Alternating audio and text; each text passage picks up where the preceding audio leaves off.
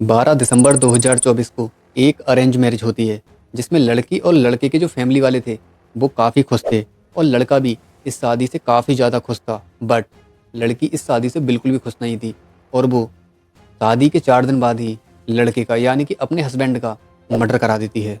दोस्तों, आज का ये केस काफ़ी ज़्यादा डिस्टर्बिंग है, इसलिए मैं ये चाहता हूँ कि इस वीडियो को वो सभी लोग देखें जिनकी शादी अभी तक नहीं हुई है या फिर जिनकी शादी फिक्स हो चुकी है, क्योंकि इस केस से आपको बहुत कुछ सीखने को मिलने वाला है। और मैं तो ये चाहता हूँ कि आप शादी करने से पहले एक बार अपने पार्टनर से उसके मन की बात ज़रूर जान लें और उससे एक बार बात करने की कोशिश करें, क्योंकि शादी होने के बाद टॉक्सिक रिलेशनशिप में रहना बहुत मुश्किल हो जाता है, जिसमें आदमी कभी-कभी इतने गुस्से में आ जाता है कि वो इस हद तक गिर जाता है कि दोनों में से एक की जान ले लेता है और दूसरा जो होता है वो फिर हमेशा-हमेशा के लिए जेल चला जाता है। इस तरह की वीडियोज़ मैं आपके सामने इसलिए लेकर आता रहता हूँ कि आपको कुछ ना कुछ सीखने को मिलता रहे। और दोस्तों, आपको आज के इस केस से ये भी पता लग जाएगा कि अरेंज मैरिज सही है या फिर लव मैरिज, और आप भी इस चीज़ को लेकर कमेंट ज़रूर करना। तो चलिए शुरू करते हैं आज की इस वीडियो को। उससे पहले अगर आपने अभी तक चैनल को सब्सक्राइब नहीं किया है तो इसी तरह की रियल क्राइम डॉक्यूमेंट्रीज़ देखने के लिए प्लीज़ चैनल को सब्सक्राइब कर लीजिए। Welcome back, I am mister Vivek Bhardwaj.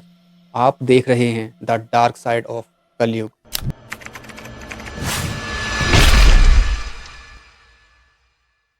ये घटना गुजरात की है, जहां पर गुजरात के अहमदाबाद के रहने वाले भाविक और गुजरात के ही गांधीनगर की रहने वाली पायल की शादी 1 साल पहले फिक्स हो जाती है।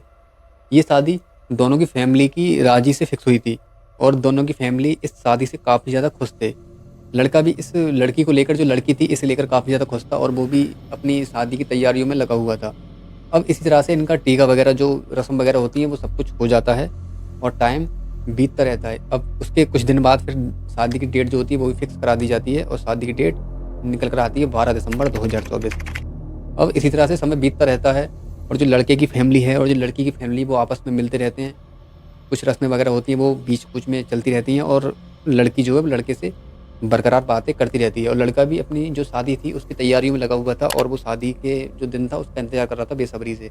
अब ये समय धीरे-धीरे बीतता रहता है और शादी की डेट नज़दीक आ जाती है। अब जो लड़की होती है वो अपने घरवालों से इस शादी को लेकर विरोध करती है और वो मना करती है कि मैं ये शादी नहीं करूँगी, क्योंकि पायल का लव अफेयर अपने ही सगे ममेरे भाई कल्पेश के साथ चल रहा था, जिसे लेकर वो अपनी शादी को तोड़ना चाहती थी और अपने घरवालों से साफ-साफ इनकार कर रही थी कि मैं ये शादी नहीं करूँगी। और पायल के इस लव अफेयर के बारे में उसकी फैमिली को अच्छे से पता थी और वो उसे काफ़ी समझाने की कोशिश करते हैं। उससे ये भी बोलते हैं कि देख, ये जो तू कर रही है वो रिलेशनशिप में सही नहीं है, क्योंकि हमारी नाक कट जाएगी और वो फिर तेरा सगा मेरा भाई है, तू उसके साथ ऐसा कैसे कर सकती है। फिर उसे कन्विंस करने की कोशिश करते हैं और उस पर दबाव डालते हैं कि तू कुछ भी कर, तुझे शादी भाविक के साथ ही करनी पड़ेगी। अब वो वहाँ पर कन्विंस हो जाती है और वो उनकी बातों को मान लेती है, लेकिन उसके मन में वही फितूल चल रहा था कि मैं अपने ममेरे भाई कल्पेश को नहीं छोड़ सकती, मैं उसी के साथ रहना चाहती हूँ। लेकिन वो फिर भी घरवालों के कहने में आकर इस शादी के लिए मतलब एक्सेप्ट कर लेती है और वो बिना मन के इस शादी के लिए एग्री हो जाती है। पायल फ़ोन पर भाविक से भी बात कर रही थी और उधर अपने ममेरे भाई कल्पेश से भी लगातार बात कर रही थी। यहाँ पर भाविक को बिल्कुल भी ये नहीं पता था कि पायल की लाइफ में क्या चल रहा है, आखिर उसके मन में है क्या। अब ये पायल जब भी कल्पेश से फ़ोन पर बात करती थी तो वो हर बार इसे इस शादी को तोड़ने के लिए फ़ोर्स करता था और इसे बार-बार यही बोलता था कि हम दोनों एक दूसरे से प्यार करते हैं, तुम मुझे ऐसे छोड़कर कैसे जा सकती हो और तुम उसके साथ कैसे खुश रह सकती हो। अब इस तरह से जो पायल थी वो बेचारी बीच में फँस जाती है। इधर से उसकी फैमिली उस पर प्रेशर बनाई हुई थी कि तुझे शादी करनी पड़ेगी, और उधर जो उसका बॉयफ्रेंड था वो उस पर इस शादी को तोड़ने के लिए बार-बार मतलब इस पर फ़ोर्स डाल रहा था, जिसकी वजह से ये काफ़ी ज़्यादा परेशान रहने लगी। फिर ये कल्पेश से मना कर देती है कि तुम मुझे भूल जाओ, मैं तुम्हारे साथ अब नहीं रह सकती। मैं भाविक से शादी करने जा रही हूँ और हम दोनों के बीच जो भी कुछ था उसे भूलने में ही हम दोनों की भलाई है। इस तरह से पायल कल्पेश से ये कहने के बाद उससे किनारा कर लेती है और उससे बात करना बंद कर देती है। अब ऐसे ही लगातार ये सब कुछ चलता रहता है और धीरे-धीरे शादी नज़दीक आ जाती है। फिर जो कल्पेश होता है वो उसे फिर से समझाने की कोशिश करता है लास्ट टाइम पर आकर कि देखो मान जाओ, पायल मान जाओ, लेकिन वो पायल बिल्कुल भी उसकी बात को वहाँ नहीं सुनती है और फिर वो लास्ट में ये बोल देती है कि देखो, शादी के कार्ड वगैरह छप चुके हैं और सारी तैयारियाँ हो चुकी हैं। मैं अब ऐसा कुछ भी नहीं कर सकती जिसकी वजह से मैं अपने परिवार की और अपने जो समाज है, जो हमारा रिलेशन है, उन सबकी नज़रों में गिरूँ। इसलिए प्लीज़ तुम मेरा पीछा छोड़ दो और यहाँ से अब हमारा कोई रिलेशन नहीं है। मैं भाभी के साथ शादी करने जा रही हूँ। जब ये जो कल्पेश होता है उसकी बात सुनता है तो वहाँ पर थोड़ा-सा वो भी परेशान होता है, लेकिन फिर भी वो उसका पीछा नहीं छोड़ता है और बार-बार उसे कन्विंस करने की कोशिश करता रहता है, जिसकी वजह से पायल कल्पेश से बात करना बंद कर देती है और उससे साफ-साफ मना कर देती है कि तुम मुझे भूल जाओ। अब इसी तरह से टाइम बीतता रहता है और धीरे-धीरे शादी की डेट नज़दीक आने लगती है। अब ये जो पायल थी इसके समझ में बिल्कुल भी नहीं आ रहा था कि आखिर ये करे तो करे क्या? अपने परिवार की मर्ज़ी से भाभी के साथ शादी करे या फिर जो उसका बॉयफ्रेंड कह रहा है उसकी बात सुने। अब पायल कल्पेश से कहती है कि बताओ आखिर करें तो करें क्या? फिर जो ये कल्पेश होता है वो पायल से कहता है कि देखो तुम्हारे पास इस शादी से बचने का एक ही तरीका है, तुम मेरे साथ भाग चलो और हम दोनों भाग कर शादी कर लेते हैं। जिसकी वजह से ये जो लड़के वाले हैं ये फिर तुम्हारे साथ शादी नहीं करेंगे और तुम इस शादी से बच जाओगी। लेकिन पायल कल्पेश की इस बात को नकार देती है और वो मना कर देती है उससे कि देखो मैं भाग कर नहीं जा सकती। भागने से मेरी और मेरे परिवार की काफ़ी नाक कटेगी, क्योंकि जो रिलेशन वाले हैं और जो लड़के वाले हैं वो कितना बुरा समझेंगे मेरे परिवार को और मुझे। मैं देखो ये कभी नहीं कर सकती। फिर ये दोनों मिलकर एक प्लानिंग करते हैं और इस प्लानिंग के जाल में बेचारा भाविक फंस जाता है, जिसकी वजह से उसकी जान चली जाती है। अब दिन आता है 12 दिसंबर 2024 का। इस दिन पायल की और भाविक की शादी होने वाली थी। अब इन दोनों की शादी की तैयारी हो रही थी जोर तौर पर। सभी रिश्तेदार घर पर आए हुए थे और उधर लड़की वालों के यहाँ पर बारात जाने को तैयार थी। अब इस तरह से शाम हो जाती है और वो लड़के वाले जो थे भाविक के घर वाले वो बारात को लेकर लड़की के यहाँ पर पहुँच जाते हैं। अब सब कुछ सही चल रहा था और ये शादी सही सलामत हो जाती है। उसके बाद इनके यहाँ पर एक रिवाज होता है कि शादी होने के बाद जो लड़की है वो अपने घर वालों के साथ अपने घर चली जाती है, लड़का अपने घर चला जाता है। और कुछ दिनों बाद एक विदाई की डेट पड़ती है, फिर उस पर लड़का लड़की को मतलब अपनी वाइफ को बुलाकर लाता है। अब शादी हो जाती है और उसके बाद पायल की विदाई की डेट 15 दिसंबर निकल कर आती है। अब सभी लोग शादी होने के बाद अपने अपने घर चले जाते हैं और पायल की और भाविक की फ़ोन पर बातें होती रहती हैं।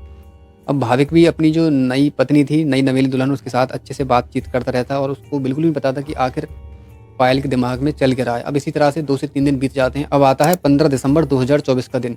इस दिन भाविक पायल की विदाई कराने के लिए उसके घर जाने वाला था।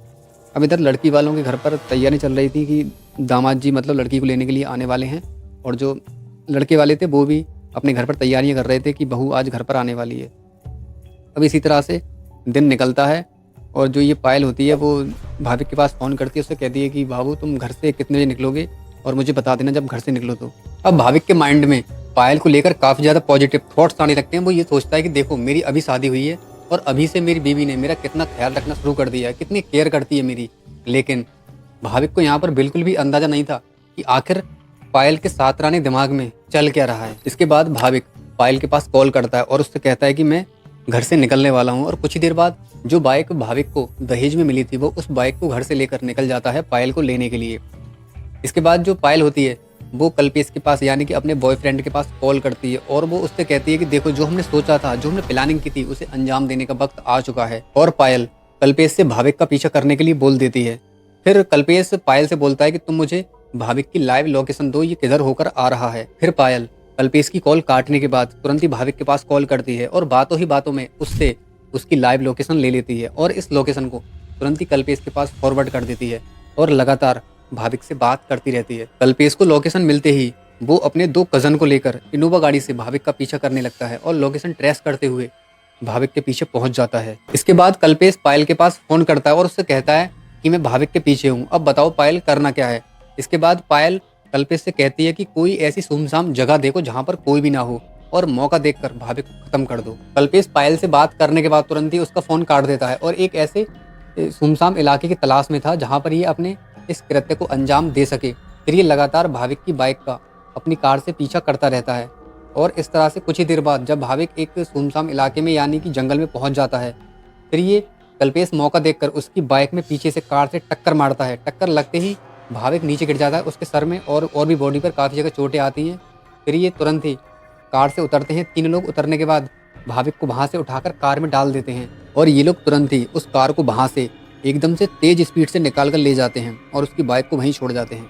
अब आसपास के जो भी 1-2 लोग थे उन्होंने देखा था तो वो लोग ये सोच रहे थे कि शायद धोखे से एक्सीडेंट हो गया है और ये लोग इसका इलाज कराने के लिए, उस आदमी का इलाज कराने के लिए उसे कार में डालकर ले गए हैं। लेकिन वहाँ पर रियलिटी तो कुछ और ही थी। ये सभी लोग चलती गाड़ी में ही भाविक का गला दबाकर उसकी हत्या कर देते हैं और मौका देखकर उसकी डेड बॉडी को पास में ही नर्मदा कैनाल थी उसमें फेंक देते हैं और चुपचाप अपने घर आ जाते हैं। और कल्पेश पायल के पास फोन करके उसे बता देता है कि भाविक को मारकर उसकी डेड बॉडी को नदी में फेंक दिया है। जब भाविक काफ़ी देर तक पायल के घर नहीं पहुंचता है, फिर सभी लोगों में चिंता बढ़ जाती है और फिर इसके पास फ़ोन किया जाता है, बट इसका फ़ोन ऑफ आ रहा था। फिर पायल के घर वाले भाविक के घर वालों को फ़ोन करते हैं और उनसे पूछते हैं कि भाविक घर से कितने बजे निकला था। अब वो लोग बताते हैं कि ये लगभग दोपहर के 1 बजे के आसपास निकला था, लेकिन इसके घर से लेकर और इसके ससुराल तक की दूरी थी वो लगभग 1 घंटे में तय की जा सकती थी आराम से। जब ये नहीं पहुँचता है तो सभी लोगों में टेंशन बढ़ जाती है, फिर दोनों तरफ से इसके नंबर पर फ़ोनबाजी होती है, बट इसका फ़ोन ऑफ आ रहा था।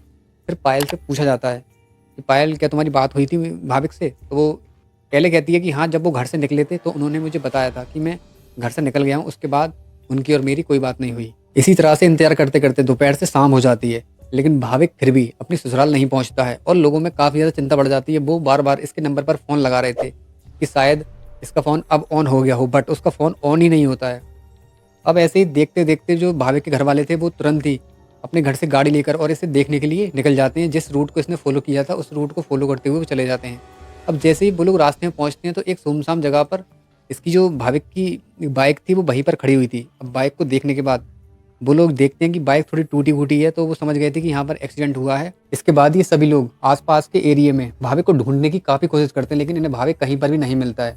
फिर ये सभी लोग आस-पास के लोगों से, मतलब जहाँ पर ये एक्सीडेंट हुआ था वहाँ के लोगों से पूछताछ करने की कोशिश करते हैं, तो इन्हें पता लगता है कि एक इनोवा गाड़ी से ये बाइक टकराई थी और जो इस बाइक पर आदमी बैठा था वो नीचे गिर गया था, उसे काफ़ी चोटें आई थी और जो कार में लोग बैठे थे वो लोग इसे उठाकर अस्पताल के लिए शायद ले गए हैं। जब इन लोगों को ये जानकारी मिलती है फिर ये तुरंत पुलिस के पास जाते हैं और एक्सीडेंट की रिपोर्ट देते हैं कि एक गाड़ी ने हमारा लड़का था वो बाइक से जा रहा था, उसके पीछे टक्कर मारी है और उसे उठाकर अस्पताल वगैरह पता नहीं कहाँ ले गए हैं और उसे ढूंढो। इस तरह से जब पुलिस को जानकारी मिलती है फिर पुलिस तुरंत ही भाविक को ढूंढने के लिए निकल जाती है। पुलिस सबसे पहले आसपास के उस एरिया में जाती है जहाँ पर ये एक्सीडेंट हुआ था और वहाँ के जितने भी अस्पताल थे आसपास के सब में जाकर देखती है, लेकिन कहीं पर भी भाविक का अता पता नहीं चलता है। अब इसी तरह से काफ़ी देर तक ढूँढने के बाद जब भाविक का अता-पता नहीं चलता है, फिर पुलिस उसके घरवालों से पूछताछ करती है और पूछते हैं कि क्या तुम्हारी किसी के साथ कोई दुश्मनी तो नहीं थी? लेकिन भाविक के घरवाले बोलते हैं किसी के साथ कोई भी दुश्मनी नहीं थी। अब पुलिस को यहाँ पर यही पता लगता है कि 4 दिन पहले ही भाविक की शादी पायल के साथ हुई थी, तो पुलिस इस केस को कुछ अलग एंगल से देखने की कोशिश करती है। तो पुलिस को यहाँ पर कुछ ना कुछ ये लग रहा था कि हो ना हो इस शादी की वजह से ही भाविक के साथ जो भी कुछ हुआ है, वो इसी वजह से हुआ है। फिर पुलिस जो पायल के घरवाले थे उनसे पूछताछ करने की कोशिश करती है, लेकिन वहाँ पर भी पुलिस को ऐसा कुछ नहीं मिलता है। कहते हैं ना कि क्रिमिनल चाहे कितना भी शातिर क्यों ना हो और वो कहीं भी पाताल में क्यों ना बैठा हो, पुलिस उसे वहाँ से भी खोद कर निकाल लेती है। इसके बाद पुलिस जब पायल के पड़ोसियों से पूछताछ करती है तो पुलिस को यहाँ पर पता लगता है कि ये जो पायल है इसका लव अफेयर अपने ही मुमेरे भाई कल्पेश के साथ चल रहा है, जिसके चलते इसके जो परिवार वाले हैं उन्होंने इसकी शादी ज़बरदस्ती भाविक के साथ तय कर दी थी।